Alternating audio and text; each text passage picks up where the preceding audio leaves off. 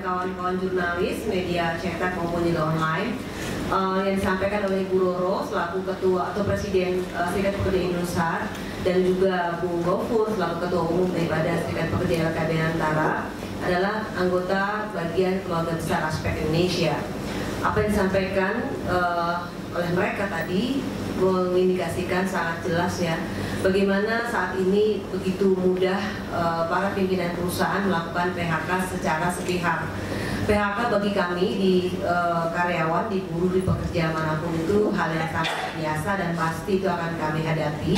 Entah itu karena pensiun sudah waktunya, kita umurnya sudah selesai, dalam artian sudah kesepakatan umur pensiun, atau kita melakukan pelanggaran, atau juga mungkin ada efisiensi dan sebagainya. Itu isu nggak ada persoalan sepanjang perusahaan, pengelola perusahaan ini melakukan komunikasi, melakukan yang namanya perundingan dan menghormati peraturan yang sudah ada.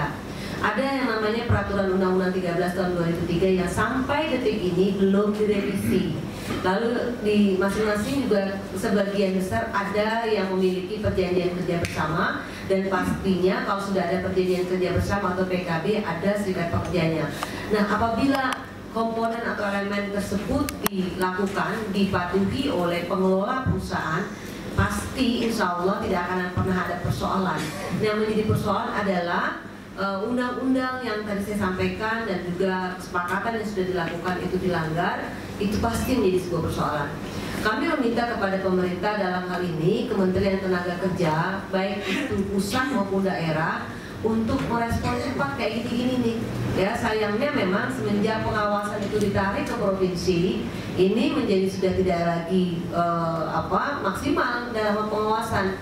Bisa dibayangkan, ini contoh saja ya, kalau pengawasan di Jawa Barat itu ketika para pekerja buruh yang Cianjur, dia harus membawa persoalan ini demi, karena memang sudah ditarik ke provinsi, itu adanya pengawasan di Kerawang tuh.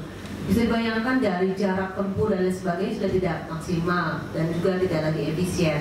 Nah, ini menjadi pekerjaan rumah sebenarnya di Kementerian Tenaga Kerja, dan Kementerian Tenaga Kerja tidak lagi menjadi sebuah lembaga atau institusi yang hanya menerima laporan baru bertindak, saya kira, tetapi harus merespon secara cepat ya. Apalagi ini sudah disampaikan di berbagai media dan lain sebagainya, tentu pasti mendengar.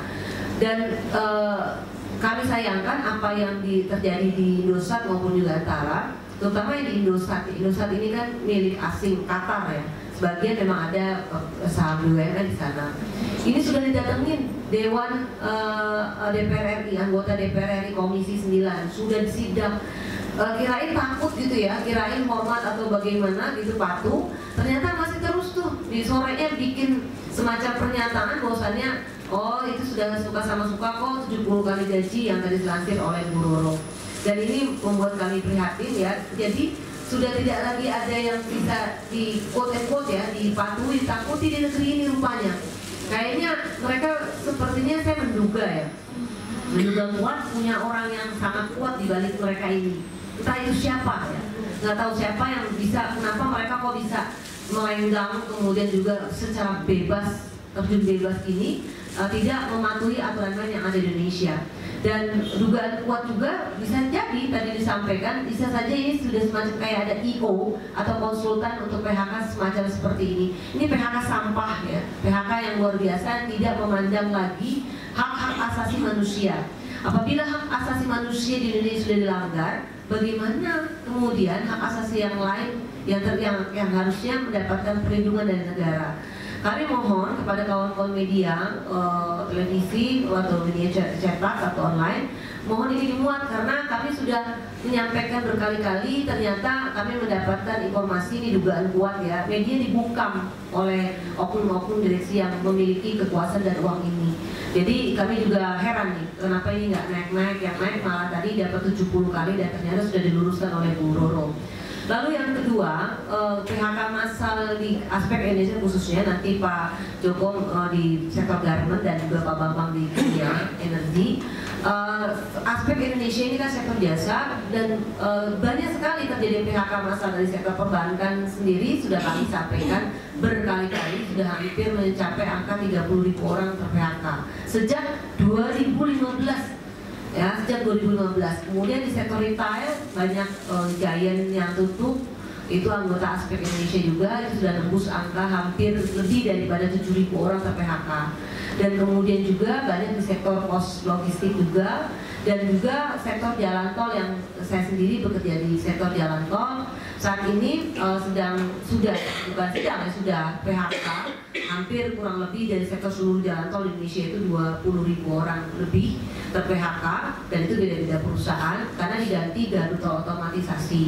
Nah ini tentu RUU Omnibus Law Cipta Kerja ini belum ditandatangani, tapi situasinya sudah mirip-mirip sama isi daripada RUU Omnibus Law yang sekarang sudah diajukan ke DPR. Jadi RUU ini belum ditandatangani, tetapi rupa-rupanya oknum pengelola perusahaan ini udah jalan duluan, dan ini udah makan banyak korban. Dan banyak sekarang ini para pengelola perusahaan nakut-nakutin kepada para karyawan atau buruhnya di luar sana, baik itu yang manufaktur atau jasa, ngomong gini ke karyawannya, udah besok kan pesangon mau dihilangin nih, kamu keluar aja sekarang mumpung masih ada pesangon. Ya, karyawan yang awam, pekerja atau buruh yang awam tentang informasi ini tentu langsung ambil rame-rame. Pada akhirnya mereka menjadi pengangguran massal ya. Nah ini juga sekali lagi pemerintah negara jangan main-main ya, saya kira, untuk mengajukan sembarangan tentang RUU Omnibus Law Cipta Kerja ini, karena memang kami sudah membaca dan kami sudah juga membahas ini secara detail, dan isinya luar biasa ya, sangat merugikan para pekerja, buruh, dan juga seluruh rakyat Indonesia yang nanti akan mencari pekerjaan. Itu yang pertama. Lalu yang kedua terkait dengan sikap kami, ini penting. Virus corona ini kemarin sudah 2 atau 3 hari yang lalu sudah dinyatakan oleh Pak Presiden Jokowi, ternyata ada ya. Kami dari Aspek Indonesia menyampaikan sikap satu yang paling krusial, dan ini kadang-kadang suka abai, adalah para pekerja medis yang terdepan yang melayani, karena Aspek Indonesia punya anggota di medis juga, yang punya anggota di rumah sakit dan juga punya di para medis, perawat gitu, kami punya. Ini khawatir mereka karena memang satu, alat perlindungan diri juga mereka agak kurang ya diperhatikan, dan juga dari sisi alat-alat backup yang lain seperti ambulan mereka juga belum begitu canggih ya, begitu masuk pasien corona masuk ke dalam ambulan itu, jadi mereka ternyata kekurangan heksos dalam ambulan itu, jadi muter aja tuh virusnya ya. Di sana ada supir ambulan, ada perawat ambulan yang rentan sekali ya terhadap serangan virus corona ini. Dan yang paling juga kami sayangkan, kenapa di situasi saat ini, di situasi negara-negara lain itu menutup pintu dalam tanda kutip ya untuk melarang warga negara asing lain masuk, Indonesia malah bikin karpet merah itu ya, gelar karpet merah, ngasih diskon 50% kepada tiket pesawat untuk wisatawan datang. Aneh bagi kami. Di saat orang lain pada takut, ini malah kebuka lebar-lebar. Dan perlu diingat kawan-kawan, ini ada tenaga kerja asing yang sudah duluan masuk di Indonesia, dan saya Aspek Indonesia sudah menyampaikan itu sejak 2015 lalu tentang tenaga kerja asing yang ada di Indonesia. Itu dulu 2015 kami bilang jumlahnya 20.000 orang.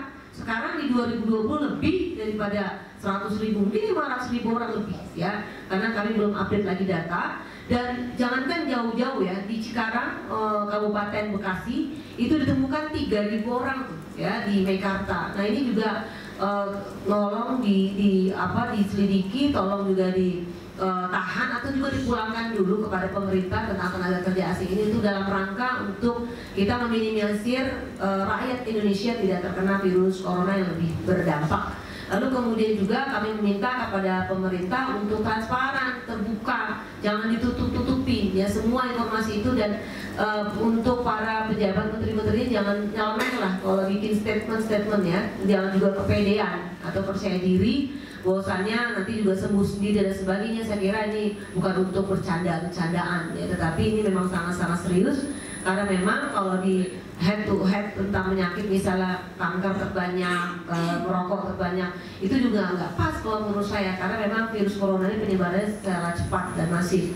Lalu yang selanjutnya, balik lagi terkait dengan RUU Omnibus Law Cipta Kerja, sekali lagi kami sudah membahas di internal kami di KSPI, dan kami sudah melihat pasal per pasal itu dengan secara jelas. Kemudian kami bukan misalnya membandingkan gitu ya dengan Undang-Undang 13, luar biasa ternyata salah satunya adalah perusahaan, pengelola perusahaan ini bisa mem-PHK pekerja atau buruhnya tanpa melalui proses perundingan. Ini luar biasa. Artinya Undang-Undang Dasar 45 terkait dengan perundingan, musyawarah, mufakat itu dilanggar. Lalu kemudian Undang-Undang 13, taruhlah Undang-Undang 13 menjadi hilang kalau ada Undang-Undang Omnibus Law, tetapi bicara tentang esensi bahwasanya masyarakat Indonesia itu penuh dengan yang namanya perundingan, diskusi, dan juga musyawarah mufakat itu akan hilang dengan sendirinya dalam Omnibus Law Cipta Lapangan Kerja.